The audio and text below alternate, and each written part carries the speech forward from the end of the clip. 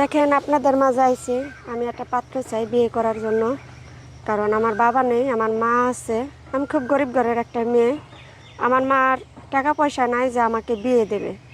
যাই বিয়ে করতে আসে টাকা পয়সা চায় অনেক, কিন্তু আমার মার তো ওরকমের অবস্থা নাই যে আমার টাকা দিয়ে বিয়ে দেবে। তাই আপনাদের মাঝে আইছি, যদি কোনো ব্যক্তি আমাকে বিয়ে করতে চান অবশ্যই লক করবেন। আর মূল কথা, আমি এমন একটা ছেলে চাই, আমার টাকা পয়সা অর্থ সম্পদ টাকা পয়সার দরকার নাই। আমি সুন্দর একটা ভালো মনের মানুষ চাই, যে মানুষটাকে নিয়ে আমি মরার আগ পর্যন্ত চলতে পারি, খাইতে পারি। কিন্তু দয়া করে এমন কোনো লোক আসবেন না যে আজকে বিয়ে করবেন কালকে 2 দিন পর আমার রেখে যাবেন। এরকম কোনো লোক আসবেন না। যে লোকটাই আসবেন আমাকে সারা জীবনের মতো দায়িত্ব নেওয়ার জন্য আসবেন। আচ্ছা আপু, এই যে আপনি অনেক কষ্ট থেকে মনে হচ্ছে কথাগুলা বললেন, আসলে আপনার এখন বর্তমান বয়স কত চলতেছে?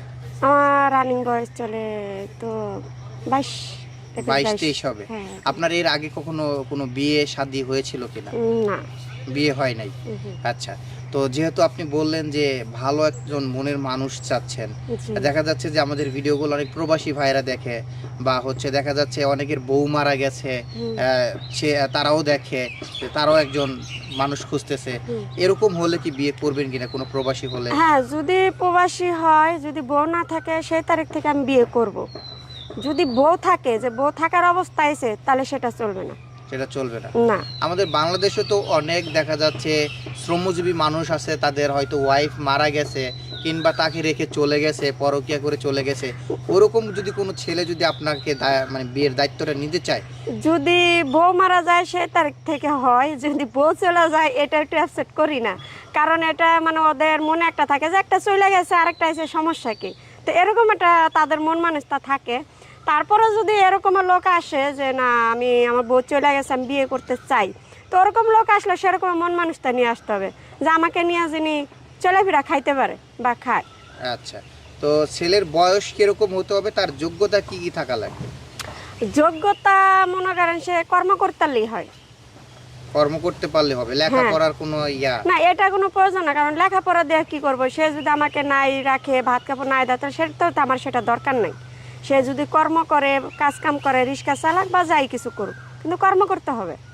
আচ্ছা আচ্ছা আচ্ছা আচ্ছা, তাহলে মোটামুটি মানে কর্মটা এটা ছেলে হলেই হবে, শিক্ষাগত জি। যোগ্যতার প্রয়োজন নেই। না। আপনার বয়স যেহেতু 22-23 বললেন, হুম। ছেলের বয়স কত হতে হবে?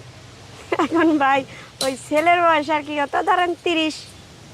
30-এর আশেপাশে। হ্যাঁ, 30 বা। আচ্ছা, আপনি যে আমাদের প্রতিবেদনে আসছেন, আপনার আম্মু কি জানে? হ্যাঁ, আম্মু জানে। আচ্ছা, আপনার আম্মু কি এলাকায় আপনাকে বিয়ে দেওয়ার চেষ্টা করে নাই?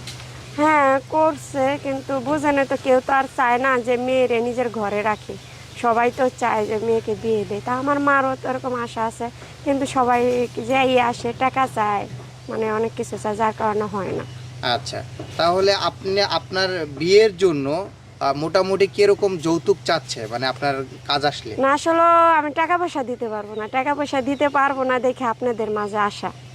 না হলে তো মানে টাকা পয়সা দিতে পারলে তো আমার মাই ভাবে আমাকে বিয়ে দিতে পারতো। আচ্ছা, আপুর নামটা কি যেন বলছিলেন?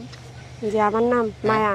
মায়া। জি। আচ্ছা, তো আপনার সাথে যে যারা মানে আপনাকে পছন্দ করবে, আপনার সাথে যোগাযোগ করার চেষ্টা করবে, সেক্ষেত্রে হচ্ছে আপনার সাথে কিভাবে যোগাযোগ করবে? আসলে যেহেতু আমার কাছে ফোন নেই, আমার সাথে যোগাযোগ করার মতো কোনো অপশন নেই। যদি আপনাদের মাঝে যোগাযোগ করে তাহলে তো আমাকে পেয়ে যাবে।